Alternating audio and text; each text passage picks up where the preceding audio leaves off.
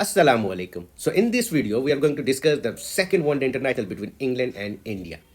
But before that, if you are new on my channel, just go and subscribe it and don't forget to press bell icon. So yesterday, India won another match, but it wasn't India who win this match.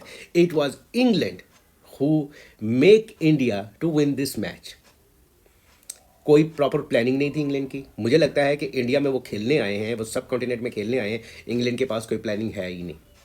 वो बस आते हैं और अपने अपनी अपनी innings करने के चक्कर में होते हैं, अपने मतलब उनको कोई कोई प्लानिंग प्रॉपर नहीं है उनके पास कि हमने कैसे यहाँ पे मैच जीतना है।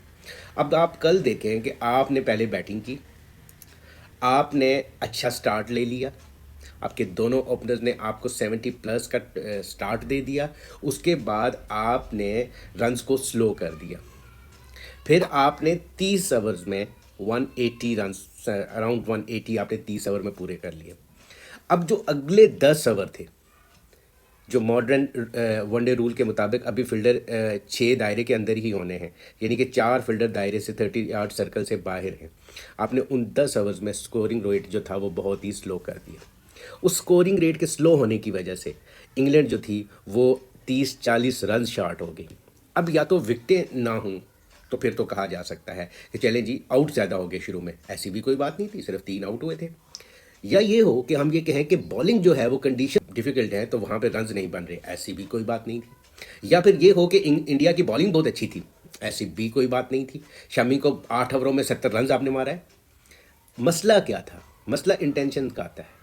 आप अगर इंटेंशन, शायद ये एक सख्त लफ्ज़ हो, आप इसकी जगह ये कह लें कि मसला शायद यहाँ पे एग्जीक्यूशन का आता है कि आपने एग्जीक्यूट कैसे करना है यहाँ से आगे लेके। एक प्लानिंग होती है प्रॉपर, वो प्लानिंग कहीं नज़र नहीं आई किसी भी जगह पे।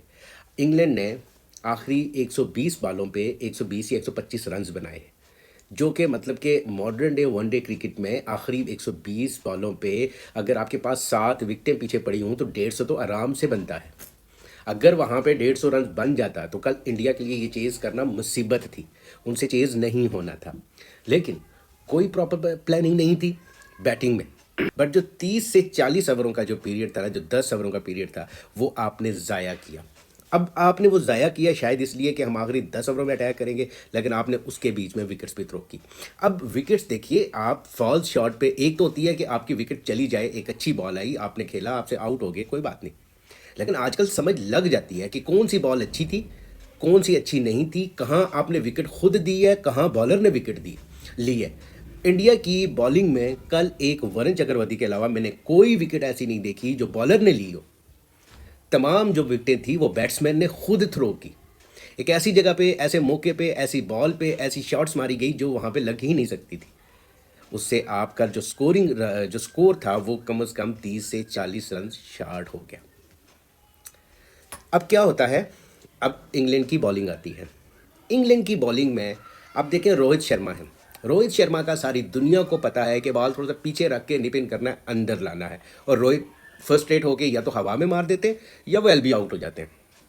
इनका ये बैटिंग जो इनकी बैटिंग रोहित शर्मा की, इसको डिकोड किया हुआ है दुनिया ने पिछले 3-4 सालों में, और इन 3-4 सालों में रोहित शर्मा कहीं रन नहीं बना सकते।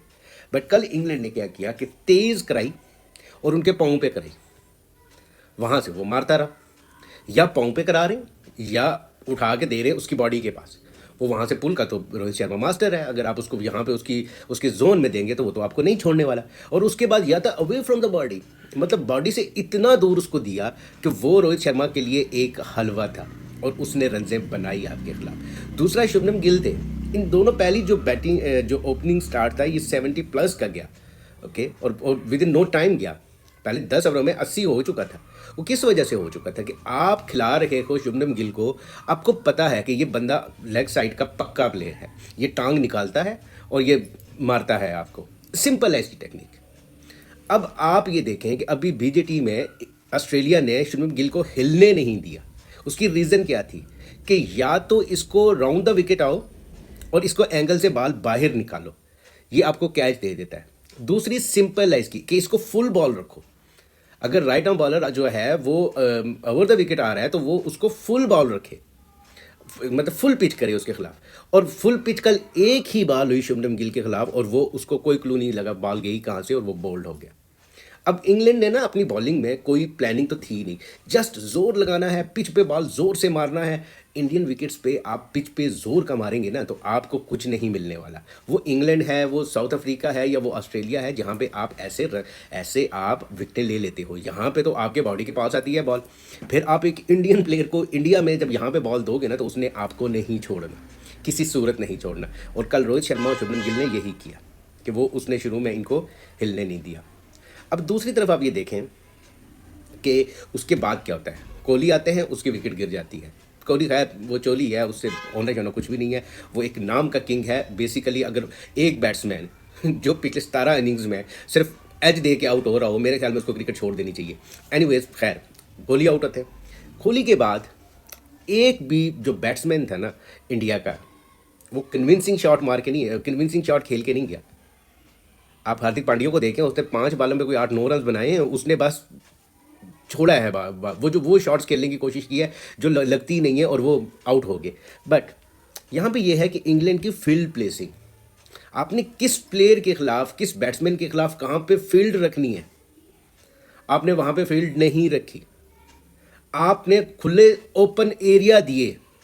आपको अय्यर जो मैं 41 या 44 रन बना के गया है, वो किस लिए बना के गया है कि आपने उसको मार्जिन ही इतना दिया।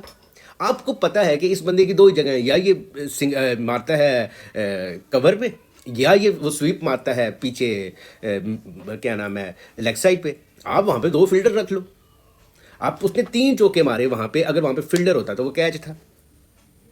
लेकिन कोई मतलब मैं बता रहा हूँ कि किसी किस्म की कोई प्लानिंग इंग्लैंड की नहीं थी। अब इसमें देखिए ये जो इंडिया है ना, इंडिया का ये जो माइंड सेट इस वक्त बना हुआ है, ये कोई लॉन्ग टर्म में ये कोई बहुत अच्छी क्रिकेट नहीं खेल रहे और ना ये लॉन्ग टर्म में चल सकते हैं। ये वही माइंड सेट है जो आज से कुछ अर्सा पहले, 2-2.5 साल पहले इंग्लैंड का था कि जाओ और बस मारते जाओ, अटैक करो, तुम कर सकते हो, जाओ तुम करो। नहीं, ऐसे नहीं होता। ये किताबी बातें होती हैं, मोटिवेशनल स्पीच तक तो ये बहुत अच्छी है कि जाओ you can do this, but ऐसे होता नहीं है। अब इनका भी ये ज़्यादा देर चलना नहीं है, कहीं भी मुश्किल पिच आ गई ना तो इनसे 150 रन भी नहीं होना इसी बैटिंग से। कहीं भी कोई ऐसी विकेट आ गई जो थोड़ी सी बॉलिंग के लिए साजगार हुई। अब कल जो था वो इंग्लैंड की बैड प्लानिंग थी, बल्कि प्लानिंग थी ही नहीं, कुछ भी नहीं था, वो ब्रेनलेस क्रिकेट थी इंग्लैंड की तरफ से।